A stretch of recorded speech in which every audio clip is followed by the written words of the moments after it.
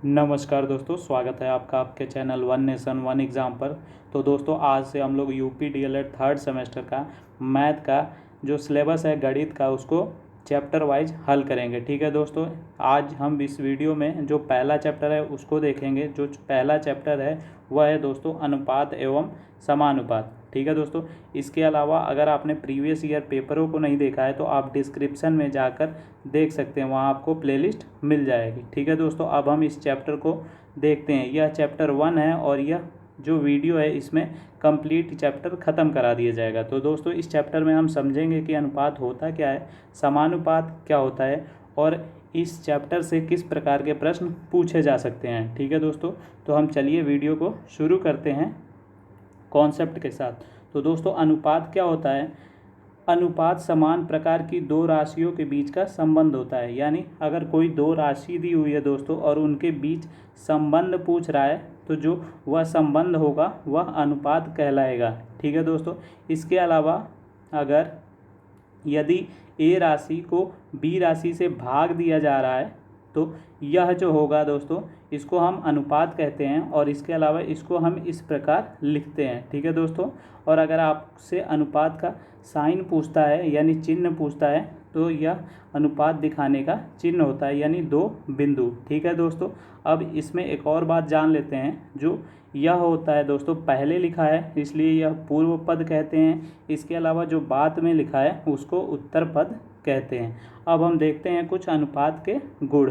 ठीक है दोस्तों, तो पहला अगर आपसे प्रश्न पूछता है 2 नंबर के प्रश्न में कि अनुपात के कुछ गुण लिखिए, तो दोस्तों आप 4 गुण लिखेंगे। तो हम 5 गुण देख लेते हैं, जिसमें से अगर आपको 4 याद रहते हैं तो आप लिख लीजिएगा। तो पहला जो गुण होता है अनुपात का, अनुपात समान प्रकार तथा समान मात्रा की दो राशियाँ होती हैं। यानी जो भी इसमें लिखा हुआ होता है a/2 वो समान मात्रक होता है, यानी जो इनकी मात्रा होती है वो समान होती है। यानी अगर a जो है वो मिनट में है तो b भी मिनट में ही होगा। इसके अलावा दूसरा पॉइंट आप लिखेंगे, अनुपात को लघुत्तम रूप में व्यक्त करते हैं। यानी अगर कुछ लिखा है 2/4 तो इसको हम अनुपात में जो लघु से लघु रूप होता है उसमें व्यक्त करके लिखते हैं। तीसरा पॉइंट हो जाएगा दोस्तों, अनुपात एक निरपेक्ष संख्या है, इसका कोई मात्रक नहीं होता है। ठीक है दोस्तों, यानी अगर a मिनट में दिया हुआ है b भी मिनट में दिया हुआ है, जब हम इसको भाग करेंगे तो यह जो मात्राएं होती है वो कट जाती हैं, इसलिए इसको अनुपात को एक निरपेक्ष संख्या कहते हैं, इसका कोई भी मात्रक नहीं होता है। ठीक है दोस्तों, अब जो हमने 3 गुण पढ़े उसको हम एग्जाम्पल के रूप में देख लेते हैं। तो दोस्तों आपका एग्जाम्पल है कि 60 सेंटीमीटर और 1 मीटर को सरल अनुपात में बदलिए। तो दोस्तों जैसा कि आपने पढ़ा, जो राशियाँ होंगी वह समान प्रकार की होंगी। तो हम यह जो मीटर दिया हुआ है इसको सेंटीमीटर में बदल लेंगे। तो 1 मीटर बराबर 100 सेंटीमीटर, यानी 100 सेंटीमीटर बटे 60 सेंटीमीटर बटे 100 सेंटीमीटर हो जाएगा। ठीक है दोस्तों, इसके अलावा आपने जो दूसरा गुण पढ़ा वह यह पढ़ा कि यह लघुत्तम रूप में लिखा जाता है। तो 0 से 0 कट जाएगा, 2 तिहाई 6 और 2 पंचे 10, यानी आ गया दोस्तों आपको 3/5 और सेंटीमीटर। और तीसरा आपने पढ़ा कि निरपेक्ष संख्या है, इसका कोई मात्रक नहीं है। तो दोस्तों आप देख रहे होंगे ऊपर भी सेंटीमीटर है नीचे भी सेंटीमीटर है, तो यह कट जाएगा और इसका उत्तर आ जाएगा 3:5। तो ठीक है दोस्तों, मैं उम्मीद करता हूँ कि आपको अनुपात के जो 3 गुण मैंने बताए वो समझ में आ गए होंगे। अब हम देखते हैं चौथा गुण, जो है दोनों राशियों को एक ही संख्या से गुणा करें। यानी अगर कोई भी अनुपात में दिया हुआ है दोस्तों, अगर a/b दिया हुआ है, अगर हम इन दोनों को किसी समान संख्या से गुणा करते हैं जैसे k से ऊपर नीचे, तो इसमें कोई भी बदलाव नहीं आता है, क्योंकि k से गुणा करेंगे इसके बाद लघु रूप लिखने के लिए हम जो कॉमन है उसको काट देंगे तो पुनः यह a/b हो जाएगा। इसी प्रकार अगर हम इसमें भाग भी करते हैं तो जिस संख्या से समान संख्या से भाग करेंगे वह भी कट जाएगी और फिर से वह अपने पुनः जो संख्या थी वही रूप हो जाएगा। तो जो चौथा पॉइंट है वह है दोनों राशियों को एक ही संख्या से गुणा करने अथवा भाग करने पर अनुपात में कोई परिवर्तन नहीं होता है। ठीक है दोस्तों, अब हम देखते हैं 5वां पॉइंट, जो है 2 या 2 से अधिक अनुपातों की तुलना उनके हरों को समान बनाकर की जा सकती है। ठीक है दोस्तों, अब हम इसको समझ लेते हैं कि अगर आपसे अनुपात पूछ रहा है, जैसे 5/8 है और इसके अलावा एक और अनुपात दिया हुआ है 7:10, इसमें आपसे पूछ रहा है कि कौन सा अनुपात बड़ा है। तो दोस्तों इस प्रकार में जो मैंने पांचवा पॉइंट बताया वह कार्य करेगा कि इस प्रकार के जब अनुपात दिए हो तो जो हर हैं इनको समान कर लिया जाता है। यानी दोस्तों 8 और 10 का जो एलसीएम होगा तो एलसीएम ले लेंगे, और 8 और 10 का एलसीएम क्या आ जाएगा दोस्तों, 80 आ जाएगा। यानी आपने यहाँ 8 में 10 से गुणा किया तो ऊपर भी 10 से गुणा करेंगे। ठीक है, यानी यह संख्या बदल कर क्या हो गई दोस्तों, 50/80, और एलसीएम आया हमारा 80, तो इसको भी हमने 10 में 8 से गुणा किया तो ऊपर भी 8 से गुणा करेंगे। तो जो हमारा बदल कर रूप आया इसका वह आया 7/56, 56/80। अब आप देख रहे होंगे कि जो हर है वो बराबर है 80 और 80, तो हम सिर्फ अंश को देखेंगे और जो अंश में बड़ा है वही हमारा उत्तर भी बड़ा हो जाएगा। ठीक है दोस्तों, अब हम देखते हैं अगला प्रश्न या फिर अगला कॉन्सेप्ट जो है मिश्रित अनुपात। तो दोस्तों मिश्रित अनुपात क्या होता है दोस्तों, अगर 3 राशियाँ दी हुई हैं A/B, C/D और E/F। दोस्तों अगर आपसे यह राशियाँ दी हुई हैं और आपसे मिश्रित अनुपात पूछता है तो क्या हो जाएगा दोस्तों, AC/E/B/D/F। ठीक है दोस्तों, इससे आपसे प्रश्न भी पूछा जा सकता है, AC/E/B/D/F। यह हो गया आपका मिश्रित राशि। ठीक है दोस्तों, मिश्रित अनुपात। ठीक है दोस्तों, इससे अगर प्रश्न पूछता है 3 या 3 से 4 संख्याएं अनुपात में दी हुई हैं और आपको मिश्रित अनुपात ज्ञात करने को कह रहा है, तो दोस्तों आप क्या करेंगे, इसको उसी प्रकार जैसे मैंने बताया 2 गुणे 6 गुणे 8 गुणे 11 कर लेंगे, और बटे में जो उत्तर अनुपात हैं दोस्तों 3 गुणे 7 गुणे 9 गुणे 13 कर लेंगे। ठीक है दोस्तों, इसके बाद आप हल कर देंगे तो 3 दूनी 6, और हल करने पे जो आएगा दोस्तों यही हो जाएगा इसका मिश्रित अनुपात, यानी 352/819। ठीक है दोस्तों, उम्मीद करता हूँ आपको समझ में आ गया होगा।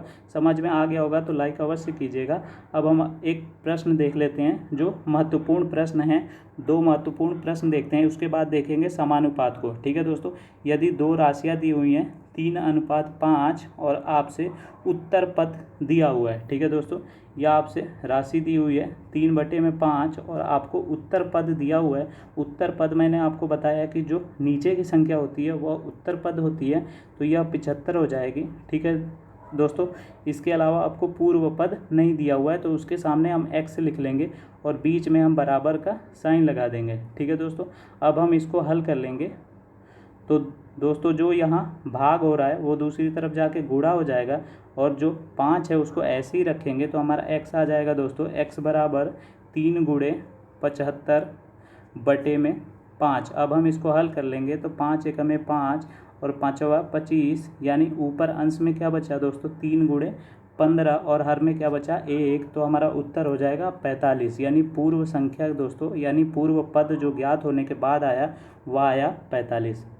अब हम देखते हैं अगला प्रश्न जो है, यदि 2 संख्याओं का अनुपात दिया हुआ है दोस्तों 11:6, उनका अंतर दिया हुआ है आपको 7.5, यानी 11/6 आपको दिया हुआ है और इन दोनों का अंतर दिया हुआ है दोस्तों 7.5। ठीक है, आपको संख्याएं ज्ञात करनी है। तो दोस्तों यहाँ से जो अंतर होगा, यानी 11 में से अगर 6 घटाएंगे तो 5 आएगा।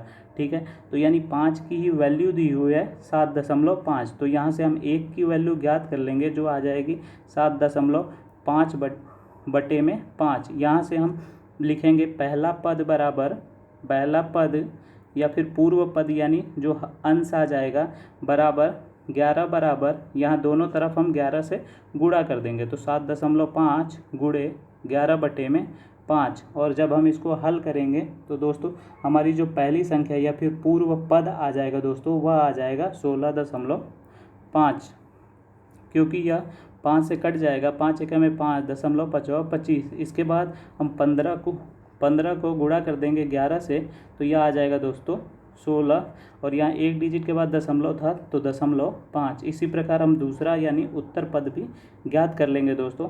तो 5 बराबर था 7.5, जहाँ से हमने 1/7.5/5 निकाला था। यहाँ से हम उत्तर पद यानी 6 की वैल्यू ज्ञात कर लेंगे, तो 6 से गुणा कर देंगे दोनों तरफ। ठीक है दोस्तों, और यहाँ से जो हमारा उत्तर पद हल करने पे आएगा दोस्तों, वह हल कर लेते हैं। 5 एकम में 5, 5 25। ठीक है, अब हम इसको 6 से गुणा करेंगे तो 6 5 30, हाँ 3 आया, और 6 एकम में 6 3 9, और एक डिजिट के बाद दशमलव लग रहा है तो यहाँ दशमलव लग जाएगा। ठीक है दोस्तों, यानी जो हमारा उत्तर पद आ गया वह आ गया दोस्तों 9। अब हम देखते हैं अगला प्रश्न जो है, अगला प्रश्न नहीं दोस्तों, जो आपका चैप्टर का नाम था अनुपात खत्म हो गया। अब हम देखते हैं समानुपात। तो दोस्तों समानुपात वह होता है यदि 4 राशियाँ इस प्रकार से हैं कि जो प्रथम राशि और द्वितीय राशि से वही अनुपात हो जो तृतीय और चतुर्थ राशि से हो। ठीक है, तो चारों राशियाँ समानुपात कहलाती हैं। ठीक है दोस्तों, यानी जो प्रथम और द्वितीय राशि का जो अनुपात आने के बाद आ रहा है वो तृतीय और चतुर्थ के बराबर आ रहा है, तो उसको हम समानुपात कहेंगे। ठीक है दोस्तों, इसके साथ ही समानुपात जहाँ वर्ड आता है वैसे ही आप एक और बात याद कर लीजिएगा कि इसमें 4 जो पद होते हैं, ठीक है, और समानुपात को इस चिन्ह से दिखाते हैं, और इसके अलावा जो इस प्रकार 4 पद होते हैं उसमें जो बाह्य पद होता है वो मध्य पद के बराबर होता है। ठीक है दोस्तों, यानी AD बराबर BC होगा। और यह किस प्रकार आता है दोस्तों, जैसा कि यह मैंने अभी आपको यह थ्योरम बताया कि जो शुरू के 2 पद होते हैं इनका अनुपात बाद के 2 पदों के अनुपात के बराबर होता है, तो इसी को अगर हम क्रॉस मल्टीप्लाई भी करते हैं तो भी AD बराबर BC ही आएगा। यहीं से हमें यह पता चला है कि समानुपात में बाह्य पद का गुणनफल मध्य पदों के गुणनफल के बराबर होता है। अब हम देखते हैं अनुलोम समानुपात। तो दोस्तों अनुलोम समानुपात वह होता है जिसमें जैसे जैसे x बढ़े वैसे वैसे y बढ़े। ठीक है दोस्तों, प्रश्न के हिसाब से समझ लेते हैं। अगर 5 पुस्तकों का मूल्य 60 रुपये है तो आप समझ सकते हैं कि जब आप 12 पुस्तक खरीदेंगे यानी और ज़्यादा पुस्तक खरीदेंगे तो और ज़्यादा रुपए देना होगा, यानी x बढ़ रहा है तो y भी बढ़ रहा है, यानी अगर आपकी पुस्तकें बढ़ रही हैं तो उनका मूल्य भी बढ़ रहा है। तो यह होता है दोस्तों अनुलोम समानुपात। इसमें किस प्रकार हल करते हैं, तो पुस्तक पहले लिखते हैं एक तरफ, दूसरी तरफ हम मूल्य लिख लेते हैं। तो पुस्तक 5 हैं तो मूल्य 60 है, तो हमें पुस्तक 12 खरीदेंगे तो हमारा मूल्य कितना होगा। तो दोस्तों जैसे जैसे x बढ़ रहा है यानी पुस्तक बढ़ रही है वैसे वैसे मूल्य भी बढ़ रहा है, तो यह अनुलोम समानुपात है। और अनुलोम समानुपात को हम इस प्रकार हल करते हैं। ठीक है दोस्तों, यह तीर जो बनी हुई है इस प्रकार इसको लिखने का तरीका है, यानी ऊपर से हम नीचे आएंगे 5:12 समानुपात, और फिर से ऊपर से नीचे यानी 60:x। ठीक है दोस्तों, अब हम इसको हल करेंगे तो जो बाह्य पदों का गुणनफल होगा यानी 5x बराबर 60 गुणे 12। ठीक है दोस्तों, अब हम इसको हल कर लेंगे तो 5 से यह 60 कट जाएगा दोस्तों, 5 एकम में 5, 5 दूनी 10, यानी x आ गया दोस्तों 144। यही हमारा उत्तर होगा, यानी 12 पुस्तकों का मूल्य 144 आ गया। अब हम देखते हैं प्रतिलोम समानुपात। दोस्तों प्रतिलोम समानुपात में क्या होता है, जैसे जैसे हम x को बढ़ाते हैं y हमारा कम होता जाता है। यानी 8 आदमी एक काम को 24 दिन में करते हैं, तो यहाँ आदमी लिखते हैं, यहाँ दिन लिखते हैं। ठीक है दोस्तों, 8 आदमी किसी काम को 24 दिन में करते हैं। जैसे ही हम उस काम को पूरा करने के लिए और आदमियों को ला देते हैं तो जितनी ज़्यादा जनसंख्या होगी उतना जल्दी काम खत्म हो जाएगा, यानी x बढ़ाएंगे तो y कम होता जाएगा, यानी यह प्रतिलोम समानुपात होगा। इसमें जो करने का तरीका होता है, एक तीर नीचे जाती है तो दूसरी तीर ऊपर जाती है। अब क्या पूछ रहा है दोस्तों, 16 आदमी उस काम को कितने दिन में करेंगे, तो इधर 16 हो जाएगा, इधर x हो जाएगा, बस लिखने का तरीका बदल जाएगा। इधर 8:16 समानुपात, और इधर नीचे से ऊपर यानी x:24 हो जाएगा। अब जो बाह्य पद हैं इनका गुणनफल मध्य पदों के बराबर हो जाएगा, यानी 16x बराबर 8 गुणे 24। अब यहाँ से काट देंगे तो 8 दूनी 16, और यहाँ 2 से फिर 24 कट जाएगा तो x बराबर 12, यानी 16 आदमी उस काम को 12 दिन में करते हैं। यही हमारा उत्तर हो जाएगा। अब हम देखते हैं अगला प्रश्न जो है समानुपाती भाग। ठीक है दोस्तों, समानुपाती भाग में क्या होता है दोस्तों, जो एक हमारा मूल्य दिया होता है उसको ही विभाजित किया जाना ही समानुपाती भाग होता है। ठीक है दोस्तों, तो कह रहा है कि 90 को 4:5 के अनुपात में विभाजित करो।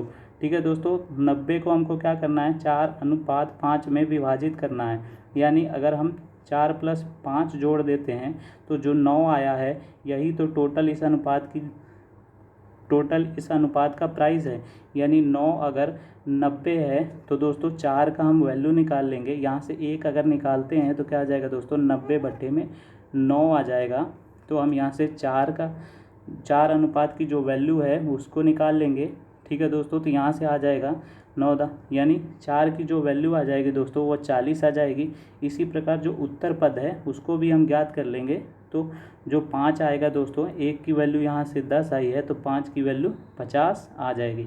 ठीक है दोस्तों, अब हम अगला प्रश्न देखते हैं। दोस्तों यह जो कॉन्सेप्ट के अलावा यह जो 2 प्रश्न महत्वपूर्ण हैं जो बच गए हैं उसको हम देख लेते हैं। तो दोस्तों A/B दिया हुआ है 5:11, यानी इस प्रकार A/B दिया हुआ है 5/11 और आपसे B/C भी दिया हुआ है 7/9 और आपसे A/C अनुपात के मान पूछ रहा है। ठीक है दोस्तों, तो आप देख रहे होंगे A/B दिया है, B/C दिया है, परंतु आपसे A/C पूछ रहा है। ठीक है दोस्तों, तो जो कॉमन है हम उसको इक्वल कर देते हैं। यानी यहाँ 11 है, यहाँ B की वैल्यू 7 है, तो हम इसको इक्वल कर देंगे। तो यहाँ 7 से गुणा कर देंगे तो यह जो B हो जाएगा यहाँ 77 हो जाएगा। इसी प्रकार यहाँ 11 से गुणा कर देते हैं तो यहाँ यहाँ भी 77 हो जाएगा। तो जो यहाँ वैल्यू आएगी वही यहाँ हम रख देंगे। तो 5 7 35 और यहाँ आया क्या दोस्तों, 9 × 11 यानी 99। तो जो हमारी वैल्यू आई A/C की वो आई 35:99। अब हम आज का आखिरी प्रश्न देखते हैं दोस्तों, जो है 2 संख्याओं का अनुपात जो दिया हुआ है 7:9 में दिया हुआ है, उन संख्याओं का गुणनफल 252 है। तो दोस्तों जब अनुपात में 7/9 हो और गुणनफल हो तो जो अनुपात में दिया होता है इसको हम अलग अलग कर लेते हैं। तो दोस्तों जब कोई संख्या अनुपात में लिखी रहती है वह लघु रूप होती है। इसका मतलब इसके साथ कुछ ना कुछ संख्या रही होगी जो इसके साथ ऊपर नीचे रखने पर कट गई होगी। तो अगर हम इसको अलग अलग करते हैं तो जो 7 है वो 7x हो जाएगा और जो 9 है वो 9x हो जाएगा। फिर कह रहा है ये हमारी 2 संख्याएं आ गई। फिर कह रहा है इन दोनों का गुणनफल 252 है। ठीक है दोस्तों, यहाँ से हम 9 7 63 यानी 63x² बराबर 252 आ गया। ठीक है दोस्तों, अब हम 63 से जब हम 252 को भाग करेंगे तो क्या आ जाएगा दोस्तों, 63 से अब हमारे पास आ गया x² बराबर 252/63। ठीक है दोस्तों, अब हम जब 63 से 252 को भाग करेंगे तो जो हमारी x की वैल्यू आ जाएगी वह क्या कुछ आ जाएगी। तो दोस्तों जो x की वैल्यू आएगी यानी x² बराबर आएगा 4। ठीक है, यहाँ से हम x की वैल्यू ज्ञात कर लेंगे 2। ठीक है दोस्तों, अब हमारा जो पहला टर्म था वह 7x था, जिससे हम x की वैल्यू रख के 7 × 2 यानी यह जो पूर्व पद आ जाएगा दोस्तों वह आ जाएगा 14। इसी प्रकार 9x यानी दूसरा जो पद है वह 9 × 2 यानी आ जाएगा दोस्तों 18। और यही दोनों संख्याएं हो जाएंगी जैसा कि प्रश्न में पूछ रहा है, दोनों संख्याओं को ज्ञात करो। ठीक है दोस्तों, अब यहाँ पर हमारा पहला चैप्टर कंप्लीट हो जाता है दोस्तों। और इस जो क्वेश्चन कराए गए हैं, कॉन्सेप्ट कराए गए हैं, इसको अगर आप अच्छे से समझ लेते हैं तो इस चैप्टर से बाहर कुछ भी नहीं आएगा। इसके अलावा आप प्रीवियस ईयर देख लीजिएगा और ऑब्जेक्टिव वेरी शॉर्ट और शॉर्ट देख लीजिएगा। ठीक है दोस्तों, तो दोस्तों पूरी वीडियो देखने के लिए बहुत बहुत धन्यवाद। साथ ही साथ चैनल को सब्सक्राइब करने के साथ बेल आइकन पर क्लिक कर दीजिएगा। धन्यवाद दोस्तों।